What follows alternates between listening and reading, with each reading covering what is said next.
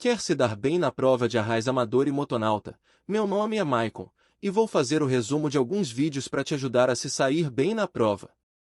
Os vídeos que eu vou colocar aqui no canal foram baseados nos comentários dos alunos que fizeram a prova no decorrer dos anos e que já foram aprovados. Se inscreva no canal e ative as notificações para que você seja alertado quando eu postar um novo vídeo. Não é necessário fazer nenhum cadastro, somente antes de iniciar o vídeo clicar no botão de inscrever e ativar o sininho. E se você quiser reforçar seus estudos, no final do vídeo você pode adquirir o acesso para nosso material no site.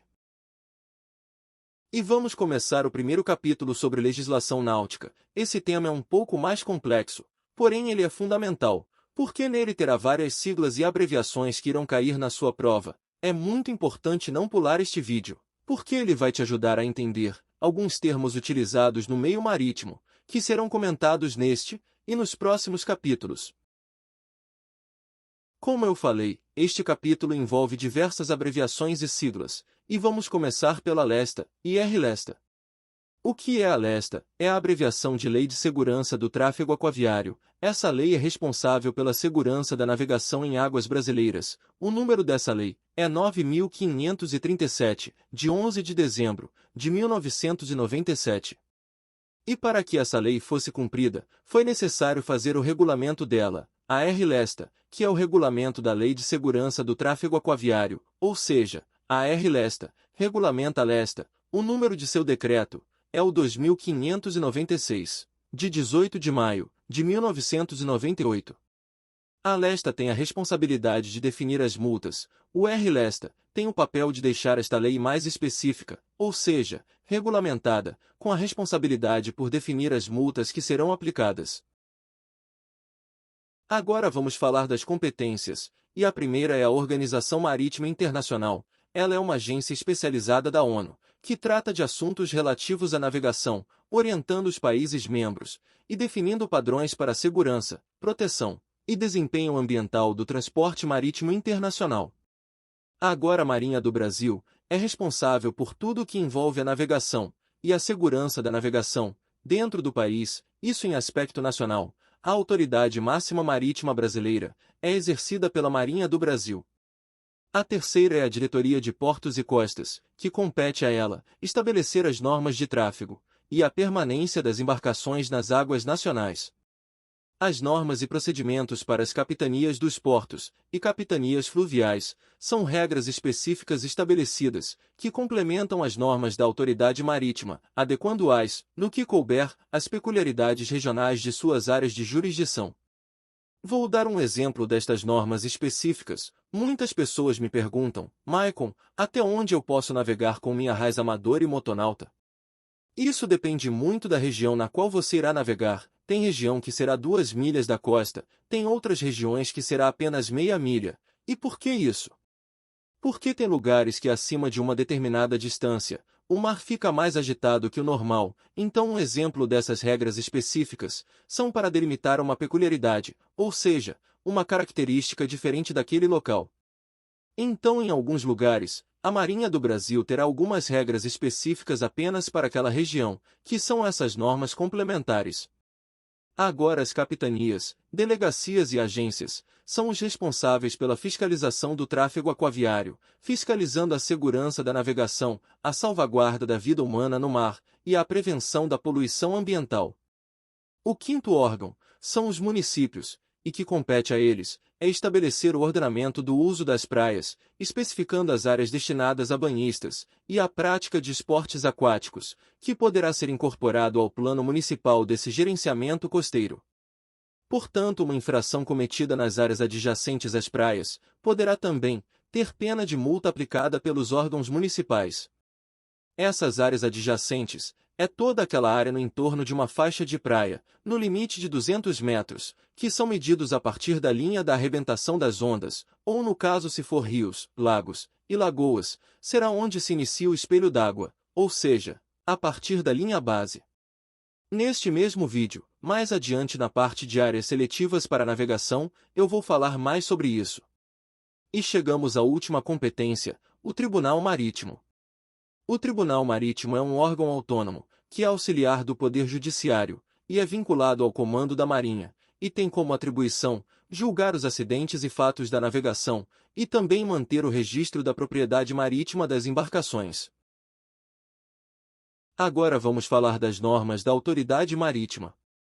A norma 211 DPC é a norma voltada para atividades de esporte e recreio. O propósito dela é estabelecer as normas e procedimentos sobre a utilização das embarcações de esporte e recreio, que são para atividades não comerciais, sempre visando a segurança da navegação, a salvaguarda da vida humana no mar e a prevenção da poluição ambiental.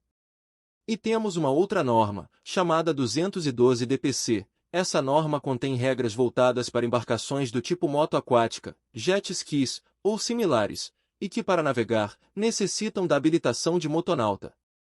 Apenas para conhecimento, que o nome jet ski é uma marca exclusiva da Kawasaki. Os outros equipamentos, como da Seadou e da Yamaha, são todos da categoria de moto aquática. E temos também a norma 201 DPC, que é a norma voltada para embarcações empregadas à navegação de mar aberto, costeira ou oceânica. E a norma 202 DPC, que é a norma voltada para embarcações que são empregadas na navegação interior. Essas e outras normas, você consegue fazer o download no site da Diretoria de Portos e Costas, que tem a abreviação de DPC. Agora eu vou falar algumas definições do ramo marítimo. Na apostila tem outras, mas para que o vídeo não fique longo, eu vou falar só de algumas principais. O amador é todo aquele com habilitação certificada pela autoridade marítima para operar embarcações de esporte e recreio em caráter não profissional. O aquaviário é todo aquele com habilitação certificada pela autoridade marítima para operar embarcações em caráter profissional. Agora o armador é uma pessoa ou empresa que, por sua própria conta e risco, apresta, que é o mesmo que aprontar, aparelhar, preparar a embarcação para fins comerciais, pondo-a ou não a navegar por sua conta. A inspeção naval é uma atividade de cunho administrativo, que consiste na fiscalização do cumprimento da LESTA, IR-LESTA, e das normas e regulamentos delas decorrentes, e dos atos e resoluções internacionais ratificados pelo Brasil, ou seja, as normas que foram reconhecidas pelo nosso país. Agora o passageiro é todo aquele que é apenas transportado pela embarcação, sem estar prestando nenhum tipo de serviço a bordo. A norma 211 define lotação como a quantidade máxima de pessoas autorizadas a embarcar, incluindo também a tripulação.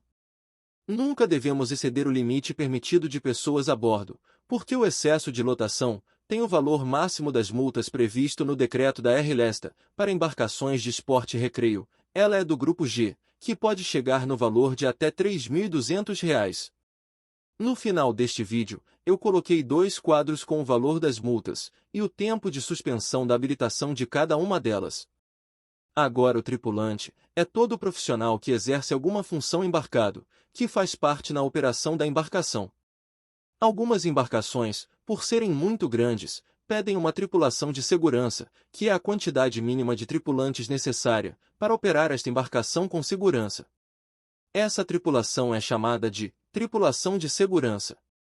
O timoneiro também é um tripulante, só que ele é o responsável para manobrar o leme da embarcação, para guiar o barco, e fazer a orientação em relação à direção e às manobras realizadas. Este tripulante fica encarregado do timão, por ordem e responsabilidade do comandante. O timoneiro, para exercer essa função, ele tem que ser pelo menos habilitado para raiz amador. Chegou a hora de falar do comandante. Eu dividi em 2 partes, a primeira fala dos deveres, e a outra dos poderes do comandante. Mas antes devemos saber que o comandante é a autoridade suprema a bordo, ele é o tripulante responsável pela segurança da carga transportada, dos tripulantes e demais pessoas que estão a bordo da embarcação. O comandante tem deveres no desempenho das suas funções, que compete. Ele deve cumprir, e fazer cumprir a bordo, as normas e as resoluções internacionais ratificadas pelo Brasil. Também deve cumprir e fazer cumprir a bordo os procedimentos que são estabelecidos para a salvaguarda da vida humana, para a preservação do meio ambiente e para a segurança da navegação, da própria embarcação e também da carga. Ele também deve proceder à lavratura em viagem, que é a fazer as anotações, nos casos de nascimento, ou óbito que aconteceram a bordo.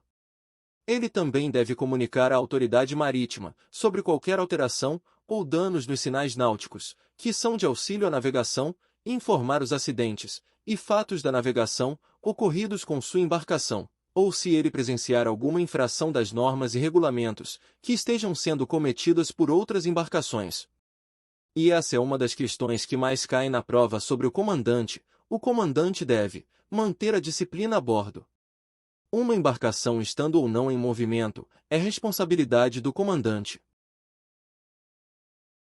Agora, na segunda parte, o comandante, além dos deveres, ele também tem poderes, que no exercício de suas funções, ele pode impor sanções disciplinares, que estão previstas na legislação pertinente. Ele pode ordenar o desembarque de qualquer pessoa. Ele também pode ordenar a detenção de uma pessoa em camarote, ou alojamento, se necessário até com algemas. Assim ele cuida da integridade física de terceiros, da embarcação ou da carga. E determinar o alijamento de carga, que no linguajar marinheiro, é a ação de arremessar a carga ao mar. Isso é feito para aliviar o peso de um navio. Mas se caso o comandante descumprir das suas competências estabelecidas, que acabamos de falar, é aplicável a ele a suspensão do certificado da sua habilitação em até 12 meses. Lembrando que você é o comandante da embarcação, e você é o responsável legal pelas pessoas e cargas que transporta na sua embarcação.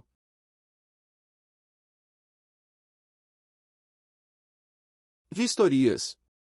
A vistoria é uma ação técnica administrativa, eventual ou periódica, pela qual é verificado a realização dos requisitos, que foram estabelecidos lá nas normas nacionais e internacionais.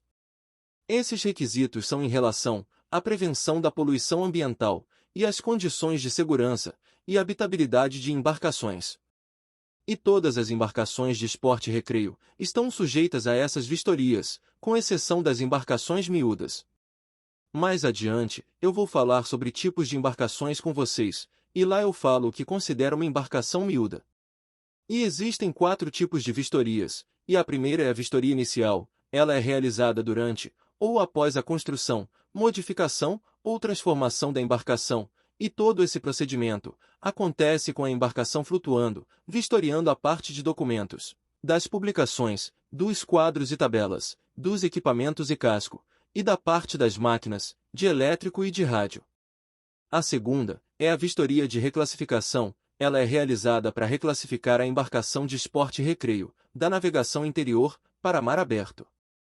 Já a terceira vistoria é a de arqueação. Essa vistoria é realizada em embarcações de esporte e recreio, com comprimento igual ou maior de 24 metros, antes da expedição do Certificado Nacional de Arqueação, do Certificado Internacional de Arqueação, ou das notas para arqueação. E a quarta é a vistoria de renovação. Ela também é realizada nas embarcações de comprimento igual ou maior de 24 metros, para a renovação do CSN, Certificado de Segurança da Navegação, e todo esse procedimento acontece com a embarcação flutuando, incluindo os mesmos setores da primeira vistoria que falamos, a vistoria inicial. Uma dica de prova deste slide: as que mais caem na prova são as 2 primeiras, a vistoria inicial e a vistoria de reclassificação.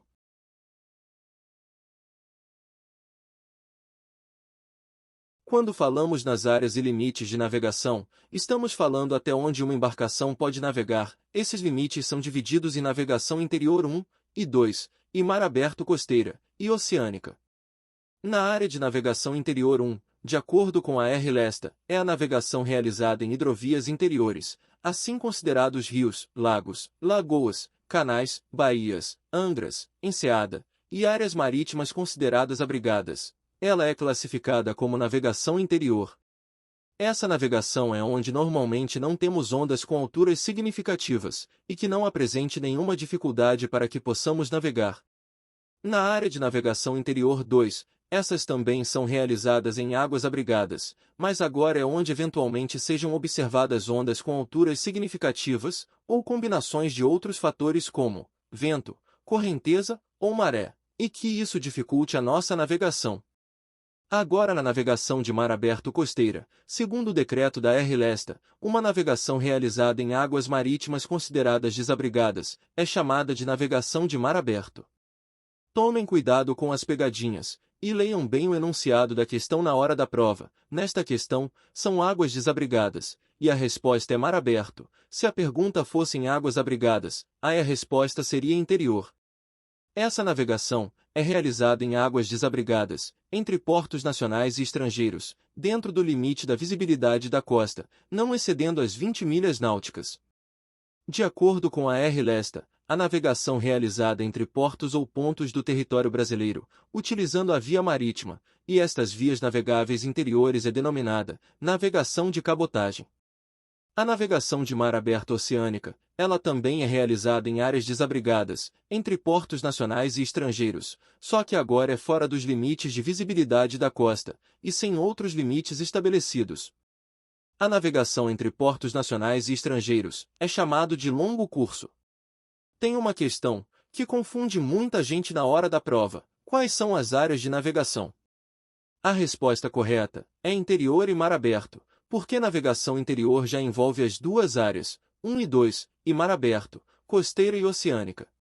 Temos outra navegação de acordo com a R-Lesta, a navegação que for realizada exclusivamente nos portos e terminais aquaviários, para atendimento de embarcações e instalações portuárias, é classificada como apoio portuário.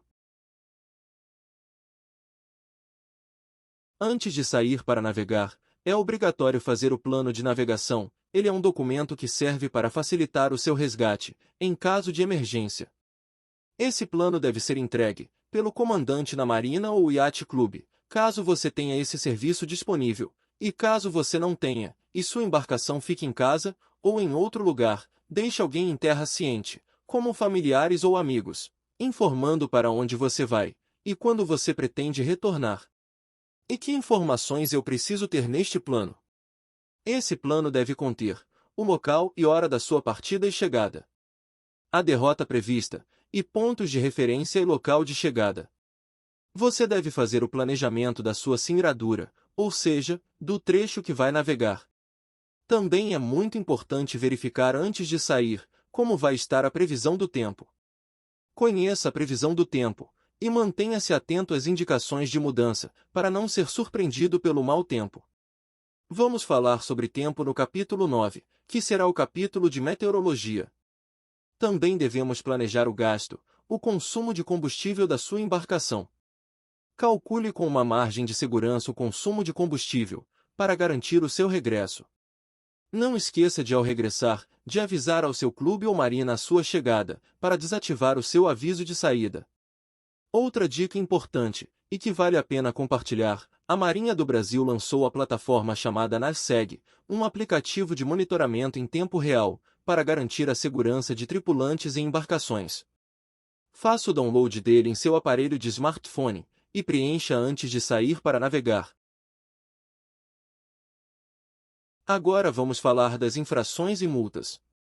A constatação da infração poderá ocorrer de 3 formas distintas: no momento em que for praticada, mediante apuração posterior, ou mediante inquérito administrativo. Tomem cuidado com a reincidência. A reincidência, para efeito de agravação das penalidades da R-Lesta, é a repetição da mesma infração em um período igual ou inferior a 12 meses. As repetições da prática da mesma infração implicará em caso de pena, de multa ou suspensão do certificado de habilitação, se o próprio artigo que a impuser não estabelecer outro procedimento, na multiplicação da penalidade por 2, 3, e assim sucessivamente. Caso aconteça um flagrante de infração, tem um procedimento administrativo a ser feito, onde será lavrado o auto de infração. Após o recebimento do auto de infração, você, proprietário ou preposto, terá que apresentar uma defesa num prazo de 15 dias úteis. O delegado ou capitão dos portos terá um prazo de 30 dias para julgar esta infração. Se caso a pena imposta seja multa, você terá um prazo de 15 dias corridos para efetuar o pagamento. Mas, Maicon, e se eu não concordar com a multa que foi aplicada? Eu vou dar um exemplo para vocês aqui da minha região. Eu sou da cidade de Itajaí, estado de Santa Catarina, cidade vizinha de Balneário Camboriú. Nossa cidade fica mais ou menos a 100 quilômetros da nossa capital, que é Florianópolis. Na minha cidade, temos a delegacia da Capitania dos Portos em Itajaí, E em Florianópolis temos a Capitania dos Portos de Santa Catarina, que é a autoridade marítima superior, que tem poderes maiores que a nossa delegacia, então o recurso será solicitado lá. Você terá 5 dias úteis para fazer esse recurso dirigido à Autoridade Marítima Superior. A Autoridade Marítima Superior terá 30 dias para analisar sua decisão do recurso.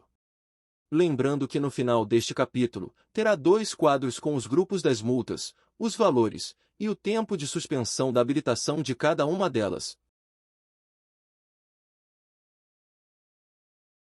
Agora vamos falar sobre habilitação para amadores. A habilitação dos amadores será comprovada por meio da carteira de habilitação de amador, que tem a abreviação de CHA, que pode ser física ou digital, sendo seu porte obrigatório para a condução das embarcações de esporte e recreio. Os amadores estão divididos nas seguintes categorias. A habilitação de arraiz amador te deixa apto para conduzir embarcações, nos limites da navegação interior, exceto moto aquática, cujas áreas são definidas por aquelas normas complementares que estudamos lá em cima nas competências. Para quem quiser ser habilitado em arraiz amador, terá que ter um treinamento prático com instrução, de no mínimo 6 horas. Agora a habilitação de mestre amador te deixa apto para conduzir embarcações de mar aberto, entre portos nacionais e estrangeiros, nos limites da navegação costeira, exceto moto aquática. Essa navegação costeira é até 20 milhas da costa. Agora o capitão amador te deixa apto para conduzir embarcações de mar aberto oceânica, entre portos nacionais e estrangeiros, só que agora sem outros limites geográficos estabelecidos, ou seja, sem restrições, exceto moto aquática. Agora o motonauta te deixa apto para conduzir moto aquática, jet ski ou similares, nos limites da navegação interior, cujas áreas são definidas pelas regras específicas. E quem quiser ser habilitado na categoria de motonauta, terá que ter um treinamento prático com instrução, de no mínimo 3 horas. Lembrando que as regras para motonauta está contido na norma 212 DPC. O veleiro te deixa apto para conduzir embarcações à vela sem propulsão a motor, nos limites da navegação interior. Este curso de vela, até crianças a partir de 8 anos podem fazer, desde que procurem um clube náutico, e as embarcações não podem ter motor auxiliar. As demais habilitações, a pessoa já deve ter completado a idade de 18 anos. A validade da habilitação é de 10 anos a partir da sua emissão, ela tem que ser renovada, mas sem necessidade de fazer exames. As pessoas com idade igual ou superior a 65 anos, a validade da CHA será de 5 anos. Estão vendo estes desenhos de âncoras do lado de cada categoria? Estes são os modelos de insígnias, que são de uso facultativo, para serem utilizadas como distintivo, ou então bordada nas lapelas, camisetas, ou bonés dos navegantes amadores. Você não consegue pular as categorias, primeiro você terá que fazer o arraiz amador, depois o mestre, e por último, a capitão amador. Suspensão ou apreensão da habilitação. A autoridade marítima poderá suspender ou apreender a sua habilitação, pelo prazo máximo de até 120 dias, e a prerrogativa de estabelecer o valor da multa ou de suspensão da habilitação é da competência da autoridade marítima. E essa suspensão ou apreensão pode acontecer caso você venha entregar a condução da embarcação à pessoa que não seja habilitada. Se você conduzir a embarcação em estado de embriaguez ou sob efeito de alguma substância tóxica. Se você utilizar a embarcação de lazer em atividades comerciais, isso independente se for para fazer transporte de passageiros ou carga. Ou se você utilizá-la para a prática de crime. Uma dica de questão da prova é sobre causar danos aos sinais náuticos. Eu vou falar sobre sinais náuticos lá no capítulo 6, e causar danos a sinais náuticos poderá suspender sua habilitação em até 120 dias. Você poderá ter sua habilitação cancelada se conduzir uma embarcação com sua habilitação suspensa. Se a inspeção naval lhe abordar e estiver navegando com sua habilitação suspensa, caso isso aconteça, sua habilitação é cancelada, e você terá que fazer todo o processo para obter a habilitação novamente, aula prática e prova, mas conseguirá fazer isso somente após 2 anos a partir da data do cancelamento. A reincidência, quando não constituir crime previsto em lei, acarreta no cancelamento do certificado de habilitação. Áreas seletivas para navegação. As embarcações deverão respeitar os limites impostos para navegação quando em atividades de esporte e recreio, nas proximidades de praias do litoral, canais, lagos, lagoas e rios, a fim de resguardar a integridade física de banhistas e de mergulhadores. Lembra que comentei lá em cima na parte dos municípios que íamos falar sobre este assunto? Vamos falar agora. O que considera a linha base? Nas praias litorâneas, é a linha de arrebentação das ondas, e nos rios, lagos e lagoas, é onde se inicia o espelho d'água, junto às margens. Agora a velocidade de acesso, de saída e chegada das embarcações nas áreas adjacentes às praias, devem ter a velocidade máxima de 3 nós. Considerando as áreas seletivas para navegação, definidas na norma 211, as embarcações utilizando propulsão a remo ou a vela, poderão trafegar a partir de 100 metros da linha base de arrebentação das ondas, e não devem se afastar mais que 1000 metros das praias. Considerando as áreas seletivas para navegação, definidas na norma 211, as embarcações de propulsão a motor, utilizando dispositivos rebocáveis ou não, poderão trafegar a partir de 200 metros da linha base de arrebentação das ondas. Para fundear uma embarcação de propulsão a motor ou a vela, poderão se aproximar da linha base, caso não haja nenhum dispositivo contrário estabelecido pela autoridade competente, e toda aproximação deverá ser feita perpendicular à linha base, e com velocidade não superior a 3 nós. Essa é uma questão que cai muito na prova, é uma das multas que mais acontecem aqui na minha região. Trafegar em área reservada a banhistas poderá suspender o certificado de habilitação em até 60 dias. Agora a velocidade de saída e chegada das embarcações nas rampas, marinas ou flutuantes, deve ser menos de 5 nós. As áreas de segurança são locais onde o tráfego e fundeio são proibidos. E quais são essas áreas? São as áreas especiais, nos prazos determinados em avisos aos navegantes. Nas áreas adjacentes às praias, que são reservadas especialmente para os banhistas. Nas áreas próximas às usinas hidrelétricas, termoelétricas e nucleoelétricas. Próximo das instalações dos portos, nos canais de acesso aos portos, e onde há fundeadouros dos navios mercantes, ou seja, onde os navios ficam ancorados. Agora uma dica sobre essas outras duas, e que caem muito na prova: devemos navegar a menos de 200 metros das instalações militares. E a outra, que devemos ficar a menos de 500 metros de plataformas de petróleo. É claro que tudo o que estamos falando aqui no decorrer dos slides podem cair na prova, mas essas que às vezes eu friso em falar para vocês, é as que mais ouvi pelos alunos que já fizeram a prova. E para finalizar, em relação às áreas de segurança estabelecidas na norma 211, é permitido trafegar e fundear somente nos locais onde haja menor tráfego e concentração de embarcações. Agora vamos falar dos tipos de embarcações. É considerado uma embarcação qualquer construção e suscetível de se locomover na água, por meios próprios ou não, transportando pessoas ou cargas. O termo embarcação de propulsão mecânica designa qualquer embarcação movimentada por meio de máquinas ou motores. O que classifica uma embarcação miúda é se ela tem um comprimento igual ou inferior a 6 metros, todas elas, que o convés da embarcação pode ser aberto ou fechado, mas sem cabine habitável, que é aquela embarcação que não seja possível pernoitar, e que a embarcação não tenha motor, a sua propulsão seja remo ou a vela, mas se caso ela possuir motor, não pode exceder 50 HP de potência. Uma embarcação miúda só poderá ser classificada para a área de navegação do tipo interior. Embarcação certificada classe AC2 são as embarcações de esporte e recreio de médio porte. Somente é considerada embarcação de médio porte aquelas com comprimento inferior a 24 metros, exceto as miúdas que falamos acima. Já uma embarcação certificada classe C1 são as embarcações de grande porte, mais conhecidas como iate. Somente é considerada embarcação de grande porte ou iate as com comprimento igual ou superior a 24 metros. As embarcações de grande porte terão a obrigatoriedade de seu registro no Tribunal Marítimo, se possuírem arqueação bruta maior que 100. Agora a moto aquática é uma embarcação que não possui leme, e sua propulsão é gerada por um jato d'água, que é ejetado da parte traseira da embarcação. Essa também é considerada uma embarcação miúda. E uma questão que cai na prova É proibido em relação ao uso de embarcação de esporte e recreio? Resposta: o seu uso para aluguel comercial. Inscrição e registro da embarcação. Toda embarcação deve ser inscrita na capitanias dos portos ou órgãos subordinados.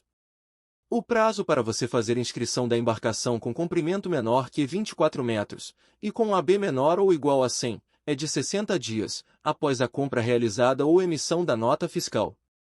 AB é a abreviação de Arqueação Bruta. Após a entrega do processo em uma capitania, delegacia ou agência, será emitido um documento, o título de inscrição de embarcação, ou o título de inscrição de embarcação miúda, que tem a abreviação de TI ou TIM. Neste documento terá dados do proprietário e da embarcação, e essa embarcação passará a ter um nome, e o número de inscrição. A questão da prova é a seguinte: para marcar uma embarcação de esporte e recreio, de acordo com a legislação em vigor, deve-se colocar na popa, resposta, o nome do barco, o porto de registro, e o número de inscrição. Será válido a apresentação do TI em papel comum, ou digital emitido por meio do aplicativo gov.br. No caso de TI digital, com o recurso QR Code, é de responsabilidade do proprietário ou condutor da embarcação portar seu telefone celular, de forma que no caso de uma inspeção naval, seja possível o acesso aos dados do referido documento. O TI digital poderá ainda ser impresso, contudo, a impressão deve estar legível, de forma que permita a leitura do QR Code pela equipe de inspeção naval. E também temos o termo de responsabilidade. Esse documento proprietário da embarcação de esporte e recreio assume a responsabilidade pela condição de operação da sua embarcação. O termo de responsabilidade deverá ser substituído sempre que houver mudança do proprietário da embarcação. O registro é o cadastramento da embarcação de esporte e recreio de grande porte no Tribunal Marítimo, isso apenas para embarcações maiores que 24 metros e com AB maior que 100. O prazo para fazer o registro da embarcação é de 15 dias, após a emissão do documento de aquisição da embarcação. A validade do TI, ou TIM, é de 5 anos, e deve ser feito seu recadastramento em uma capitania, delegacia ou agência após vencer este período.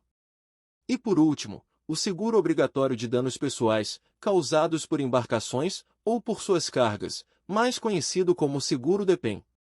Estão obrigados a contratar o DEPEN todos os proprietários ou armadores de embarcações nacionais ou estrangeiras, sujeitas à inscrição ou registro nas capitanias, delegacias ou agências. O proprietário da embarcação deverá manter os comprovantes de pagamento do seguro DEPEN durante a vigência do TI, para que possam ser apresentados por ocasião da renovação ou outros serviços solicitados nos órgãos subordinados que falamos acima. A validade do seguro DEPEN é de 1 ano. Vamos falar agora sobre apreensão, retenção e medidas administrativas da embarcação. A embarcação poderá ser apreendida, sendo impedida de iniciar ou de dar continuidade na sua derrota quando caracterizar algum perigo ou risco para a navegação. As embarcações podem ser apreendidas quando forem conduzidas por pessoas não habilitadas. Se uma embarcação estrangeira estiver operando nas águas sob jurisdição nacional, sem estar devidamente regularizada, pode ser ordenada a sair das águas jurisdicionais. Se as embarcações não tenham sido registradas ou inscritas. Se a embarcação estiver trafegando, sem o cumprimento das exigências de vistorias, que comprometam a segurança, após o prazo que foi estabelecido. Conduzida por pessoa em estado de embriaguez, desde que não se apresente outro condutor devidamente habilitado. Qualquer fato que represente perigo, à salvaguarda da vida humana no mar, na segurança da navegação e da poluição ambiental. Quando por alguma irregularidade, a embarcação for apreendida, deve ser recolhida a local determinado pelo representante da autoridade marítima, até que a pessoa regularize o pagamento dessa dívida. Enquanto isso, a embarcação vai ficar em uma marina, ou pode ser levada para um local da própria Marinha do Brasil. E isso vai gerar diárias de guarda da embarcação, e o proprietário ou preposto é responsável pelas despesas deste recolhimento da guarda. A autoridade marítima sustará o andamento de qualquer documento ou ato administrativo de interesse de quem estiver em débito decorrente de infração até a sua quitação. O prazo estabelecido pela Lesta para sanar irregularidades determinantes de apreensão da embarcação, de modo a não ficar sujeita a leilão ou incorporação aos bens da União, é de 90 dias. Isso mesmo que você ouviu, essa irregularidade deve ser sanada no prazo de 90 dias, senão a embarcação pode ser leiloada ou incorporada à União.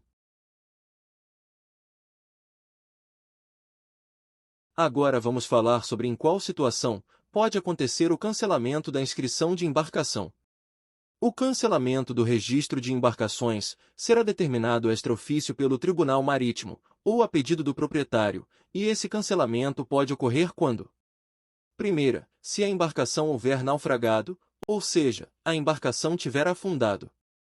Segunda, quando a embarcação for desmontada para a sucata. Terceira, quando a embarcação for abandonada. Quarta, se tiver seu paradeiro ignorado por mais de 2 anos. Quinta, quando a embarcação tiver o registro anulado. Sexta, se for provado que sua inscrição foi feita por meio de fraude ou alguma simulação, ou seja, algum documento falso. Sétima, se for determinada por sentença judicial.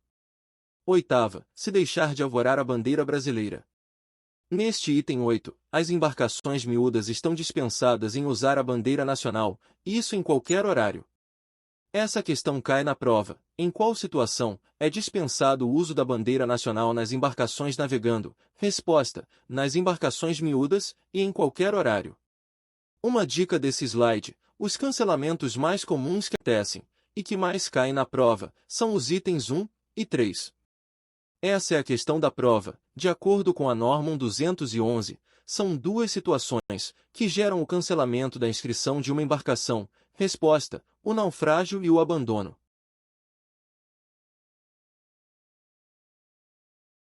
Como eu tinha comentado no início do vídeo, aqui estão os 2 quadros das infrações, os valores e tempo de suspensão da habilitação. Elas são divididas por grupos, e uma sugestão: deem um pause no vídeo, para que vocês possam estudar com calma, não apenas nestas infrações, mas faça isso em todos os slides que tiverem dificuldade. Eu deixei grifado em vermelho as infrações mais comuns que acontecem, de acordo com o feedback dos meus alunos, mas meu conselho é estudar todas as infrações, junto com o tempo de suspensão delas, porque todas podem cair na sua prova. Aqui temos as outras, e nesta parte, eu tenho uma informação que não falei lá em cima para vocês na parte de infrações, e deixei para explicar neste quadro. Estão vendo a coluna da direita, faixa de valores de multa por grupos. Me acompanhem até lá na do grupo G, que já falamos sobre essa infração. Qual a maior multa aplicada pela R-Lesta? Resposta: excesso de carga ou passageiros, no valor de R$ 3.200. Estão vendo que o valor dela vai de R$ 80 a R$ 3.200. E por que isso?